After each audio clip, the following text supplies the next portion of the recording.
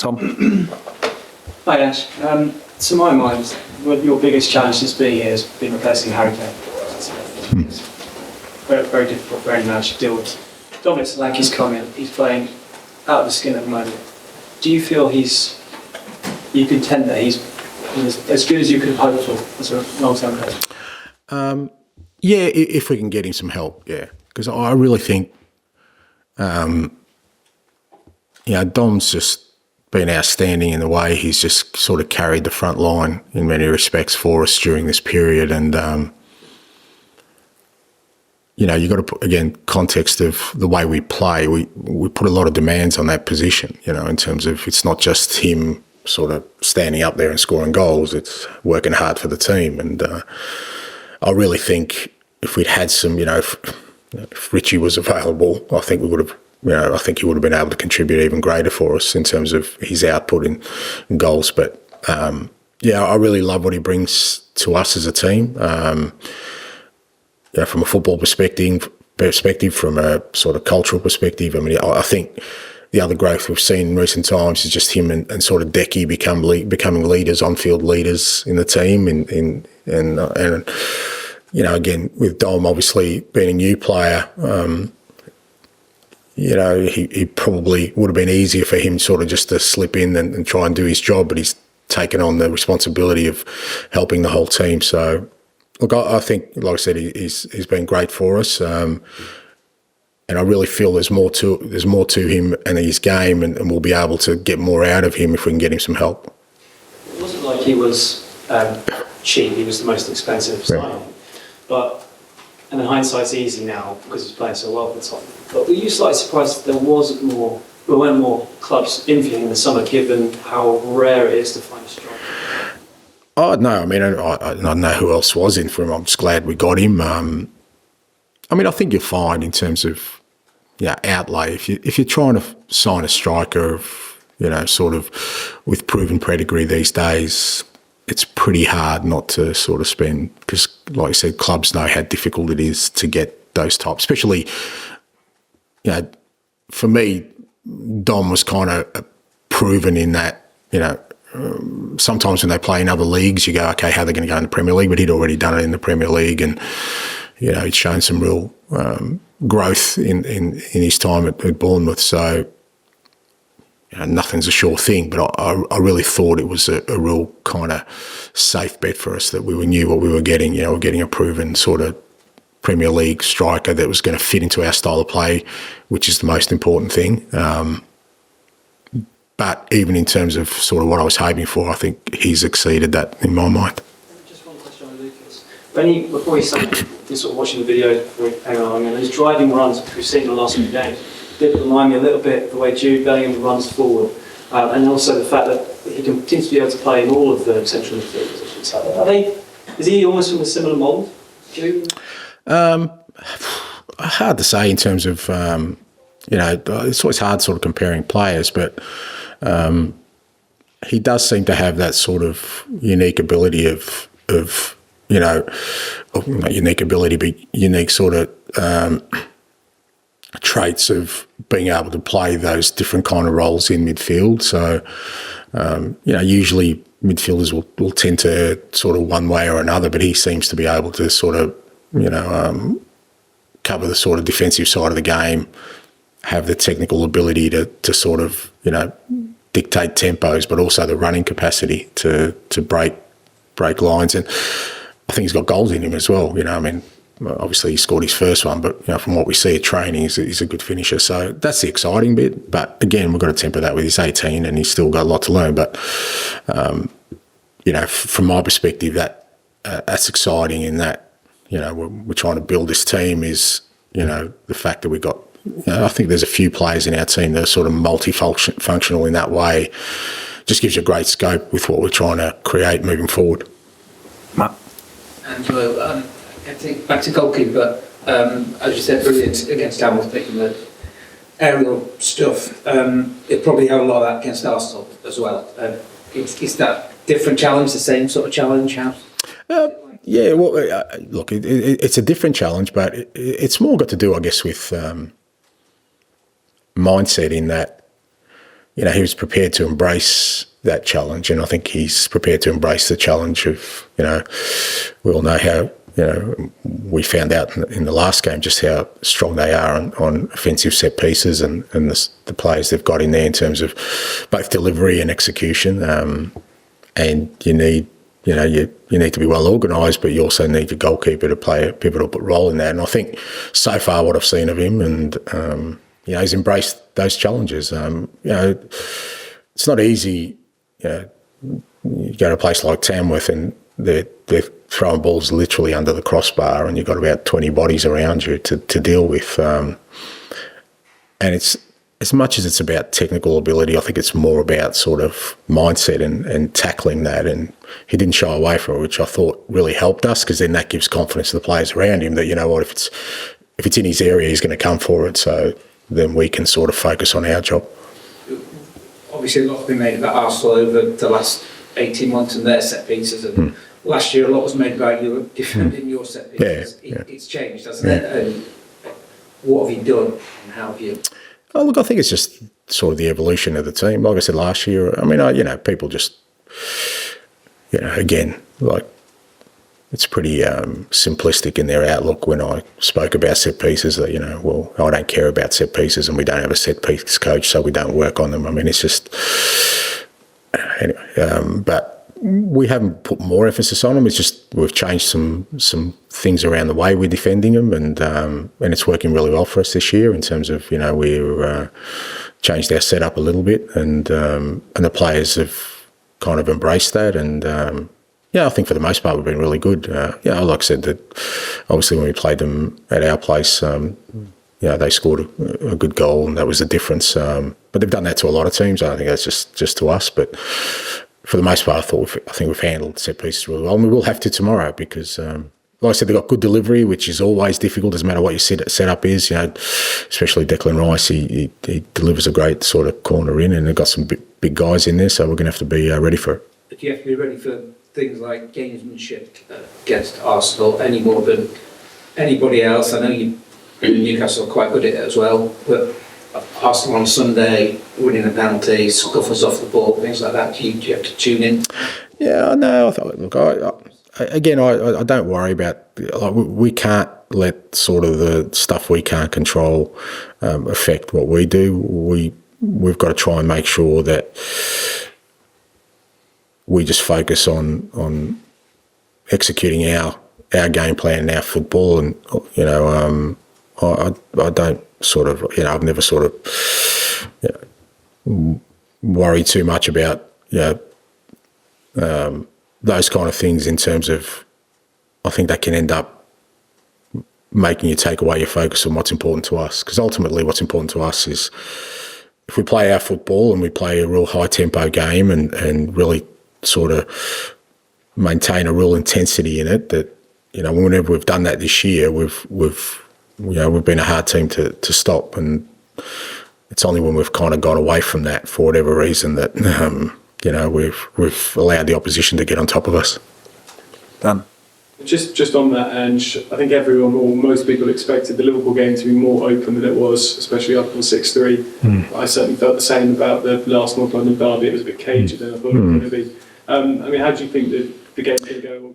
Yeah, it just depends. I think a lot of those things are kind of sometimes just game state. If there's an early goal, that might open things up. It might close things up. It just depends. I think usually kind of, the higher the stakes, the more sort of, like I said, human nature players and, get a little bit more cagey about the way they play. But, for us, like I said, even though I know you said the Liverpool game was a lot tighter, I still felt what sort of got us, the outcome in the end was that we started the game at a real high intensity. I mean, we had a great chance. I mean, obviously we lost Rodrigo early, but we started the game really high intensity and we finished really strong. And I think we've probably finished stronger in that game because of, we maintained a real high tempo in that first half. And I think it'll be important tomorrow night as well that, we start the game really well, try and play as high tempo as possible. And then hopefully, the physical conditioning we have allows us to sort of get on top of them late. You talk about an early goal there. It feels like it's a difficult moment for Arsenal, and maybe confidence is a bit low in front of goal. There's a bit of unrest from the crowd. Can you use that? You know, if you go ahead early, or even if you keep it tight for a long period. Yeah, look, again, they're the kind of things that, you know, you may say that, but I don't. That's not how I prepare for a game. I'm preparing for a game that, you know, Arsenal are going to be at their best, and if Arsenal are going to be at their best, we're going to have to be ready for that. If we go into a game thinking that maybe they're just not at it, then I think you fall into a trap of not preparing in the right way, because irrespective, their form up until the last couple of games was pretty compelling. If anything, I was reading how, you know, they turned things around pretty significantly, and I think they had. I think once Odegaard came back in the team, they were looking very, very strong. Look at their results apart, and like I said, it's really the last couple of games where people have sort of all of a sudden dropped off them, and that's the nature of football these days. You know, it's like a week, 10 days, all of a sudden, you know, somebody who, you know, people were saying was flying, all of a sudden is struggling. I don't buy into that. I still think they're one of the top teams in the country. They've got some fantastic footballers. They're well organised. They work hard for each other, and it's going to take a massive effort for us to knock them over. And finally, for me, Archie Gray. You keep saying he's not a centre back. For an 18-year-old, it strikes me he looks quite good there. Is that because he doesn't want to play there, or is that just because that's fundamentally not his position? Could he end up there? No, Archie wouldn't dare say he doesn't want to play a position. He's not a centre back because he's never played at centre back. He's playing there for us now, and he's doing a hell of a job. But that's not where I see him and the attributes he has. I definitely think he'll. Again, a bit like Lucas, I think the beauty of it is that, you know, he's got some real unique traits, which means, you know, we can use him in a lot of areas, but I don't see centre back as where his ideal position is. I think, but that notwithstanding, he's done an outstanding job for us. Okay, last couple, Tom, and then finish with Alan, please. Yeah, For all the kind of noise about the Tottenham defending this season, Spurs actually have only conceded 9 goals away from home, which is actually the best record in the league. I was wondering if you kind of have an explanation why the team. You don't want to hear my explanation. You'd rather hear that I don't like defending and we don't defend and we're open and we've got this ridiculously high line and, you know, we get torn apart in every game. That's what you want to. That's the narrative. Considering the challenges we've had, I think our defending this year has been very good. We've obviously got blown away in a couple of games, the Liverpool game significantly, and, you know, the Chelsea game. But aside from that, even the losses we had, they're only by a goal and very tight games. And I think it's been a collective approach of us working hard defensively. But I think what's let us down is just, I think I've said this before, just moments in games. We've lost focus, even games where we've defended really well. We've just switched off at key moments and it's really cost us, whether that's home or away. And still kind of we need to sort of, that's the area we need to sort of eradicate. But at the same time, like I said, I mean, Tony's the 4th keeper we've used this year. I mean, you know, we've had, I don't know how many different back fours, and, you know, anyone will tell you that, you know, cohesion and communication, understanding between defensive units is key, and we haven't had that. So, considering all that, I think for the most part, our defensive setup has worked, mainly because I think just how hard the team works as a unit. It's not just about the back four, and I think because we do work so hard, we make it difficult for oppositions to create a lot against us. And the numbers do sort of suggest that criticism is slightly exaggerated. I mean, do you think? Well, it doesn't fit the narrative, does it? That I'm just one-dimensional and pretty simple in my approach. So, you know, that it's much easier to say that, you know, I don't care about defending or set pieces, or we don't work on defensive setups, and, you know, all I care about is. So it doesn't fit that narrative. But I do know that to have success, you need to be strong defensively. You need to be, and in fact, the majority of our work is what we do when we don't have the ball. Now, that doesn't mean defending. That means, you know, pressing the opposition really aggressively so that we get the ball higher up the park and we create more chances. So it's still about scoring goals. But, look, we work hard on that aspect of the game.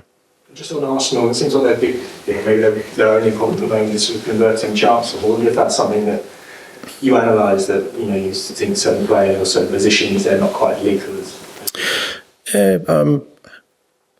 Look, I think we're guilty of that at times. I've said before, I think we've had some moments where we've been wasteful this year, where we really, whether it's games we should have put away and we didn't, and other games we've had really good chances and we've sort of haven't taken them, and then the opposition go up and score. So it's kind of still the hardest part of the game to sort of solve for everyone. It's as I said before, the Tamworth game, scoring goals is still the hardest thing. It's what makes our game so exciting, is that irrespective of the quality you have, the ability to put the ball in the net, sometimes just needs to come off somebody's backside and go in, and you're happy, mate. And it's just as good as somebody putting it in from 30 yards top corner, but that's the nature of football.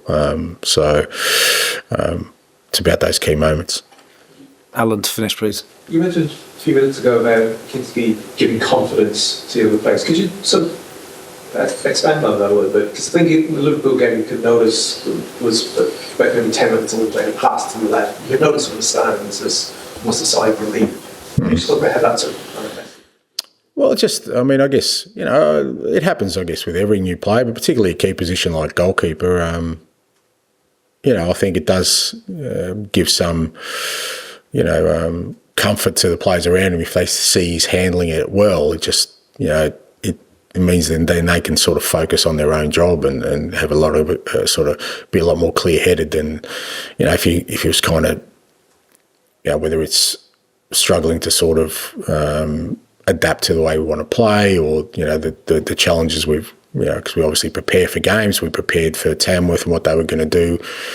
We knew every time they had a throw in their half, it's going to come in the box. So how are we going to deal with it? This is how we want to deal with it. But that's all great in theory.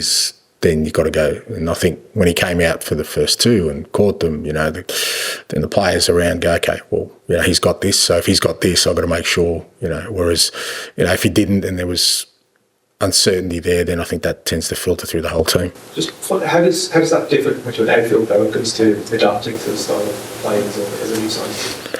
Oh, because it's a more pivotal role, because you kind of, you understand the consequences of them, a goalkeeper not sort of feeling comfortable is because he's usually required in key moments, whereas a player, yes, there are key moments, but there's also other parts of the game where he can sort of settle into it and kind of find his feet and work his way through any issues he may have. Whereas, like I said, a goalkeeper, for the most part, whenever he's involved, whether it's with the ball or without the ball, it's a pretty key moment. So his ability to sort of just fit in really quickly has helped us enormously.